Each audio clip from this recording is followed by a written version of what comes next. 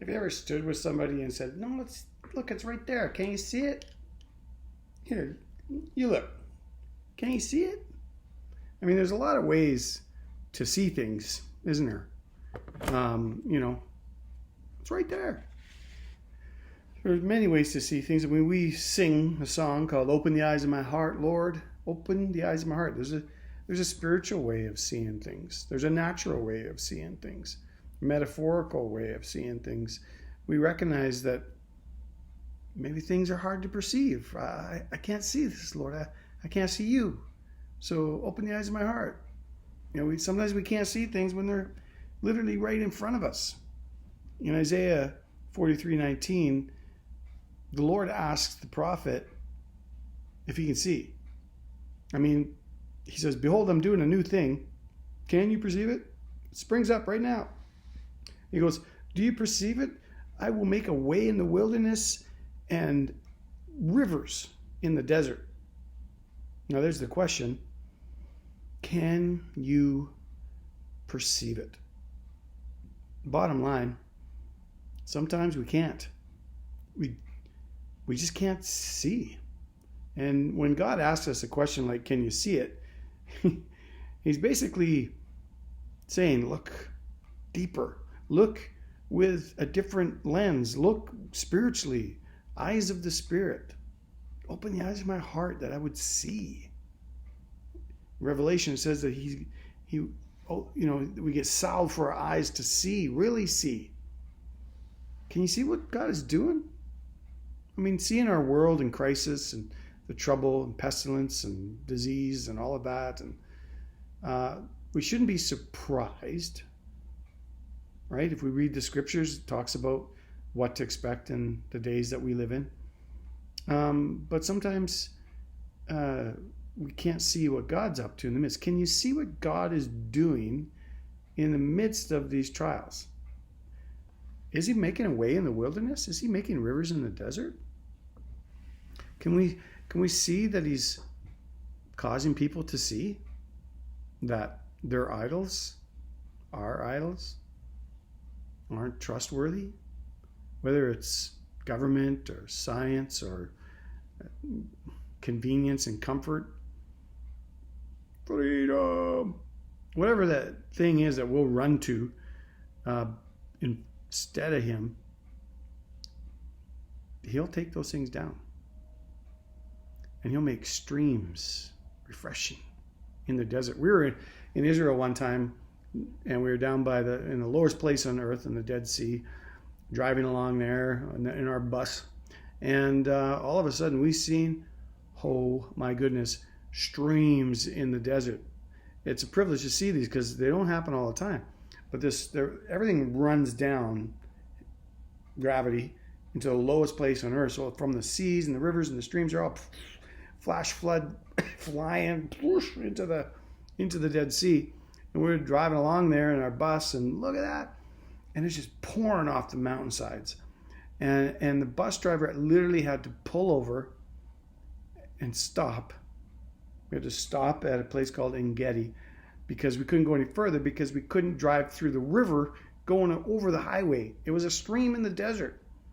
And that's what God was saying. He will make streams in the desert. Life coming out of the desert because of the streams that pour into it. Very interesting.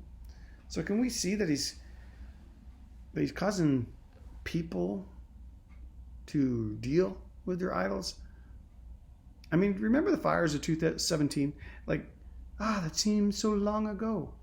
But we all eventually came to this place where we understood that, you know what, I think God was maybe toppling our idols over of our recreation, our lifestyle, our entertainment, our comfort and convenience.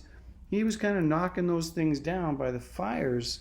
He used the fires to get at the deep things in our hearts about what we run to instead of him. Maybe to use stronger words, he literally defeated the gods like he did with Egypt when they had their Egyptian gods of the Nile or the crops or the nature, the sun, the moon. He was doing that with us. He was defeating and exposing the weakness the unfaithfulness of our gods.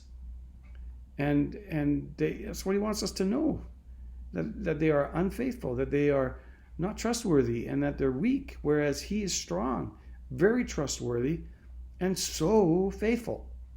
And so he uses these crisis trials to get at the roots of things. Can we perceive what he's doing right now? Some idols still have to fall, obviously, in the nations of the world today. Gods of comfort, convenience, gods of politics and politicians, maybe entertainment, gods of wealth and health. And, look, I used to love watching sports on TV. My favorite sports I'd love to watch on TV, football, basketball particularly. And I love to, go with my wife to a movie theater and catch a good epic movie. I'd love that.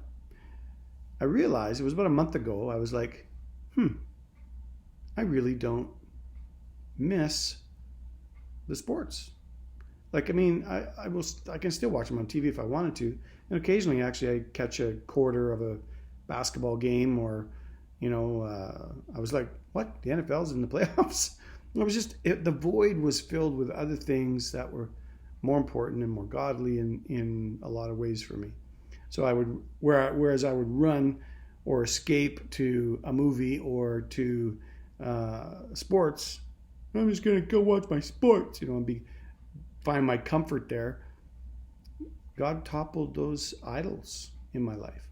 Will they fight back? Well, I'm sure they will. I'm sure they'll come back and try again. So I got to be on my guard. But he used this to take down my gods. It's like when the Philistines, remember them when they captured the Ark of God. They captured the Ark of the Covenant. They took the Ark of the Covenant where Yahweh dwelled. They put it in their temple of Dagon, the fish god, half fish, half man. And by the way, we do have some fish gods in our area, but they put the Ark of the Covenant in the same temple as Dagon, the fish god. In the morning when the people came to serve their god, lo and behold, he had fallen over. He had fallen on his face before the Ark of God. And they were like, hey! And they, what they did? They propped him back up. How many of us, when our gods are defeated, sometimes we prop them back up again? We gotta be careful. They propped up Dagon, and the next thing you know, the next morning he fell again. Look, I'll read this to you. 1 Samuel 5, 2-4. It says, the Philistines took the ark of God. They brought it into the house of Dagon, set it up beside Dagon. And when the people of Ashdod rose early the next morning, behold, Dagon had fallen face downward on the ground before the ark of the Lord. And so they took Dagon and they put him back up in his place. But when they rose early on the next morning, behold, Dagon had fallen face downward on the ground before the ark of the Lord. And the head of Dagon and both his hands were lying cut off on the threshold. Only the trunk of Dagon remained. So there he is. No head, no hands. It was like God will not have another God stand in his presence. It's just like, it was a great picture of our gods need to topple as well before Yahweh. He's not going to share his glory with another. He's not even going to share his glory with the church or Christians. It's all about him. Excuse me. Can you perceive what God is doing? Dealing with idols in my life, in your life perhaps. Can you see what he's doing? How about making ways in the wilderness or streams in the desert? In the most terrible places. The deserts of the Arabah, the Negev, Judea, those were wilderness places. And he makes a way with it. He makes a way in the most terrible places. He brings streams to the desert. He makes a way where there's no way. He makes the valley of Baca, which was a terrible place, to be a place of springs, a place of life, a place of hope. that's as his people go through the valley of Baca. God makes a place of springs. That's just incredible. Can you perceive what he's doing? God makes something beautiful out of brokenness. He brings life out of death, beauty out of ashes. He's the Redeemer, the Restorer, and the Restorer. What an amazing God. That's just who he is. That's the way he rolls.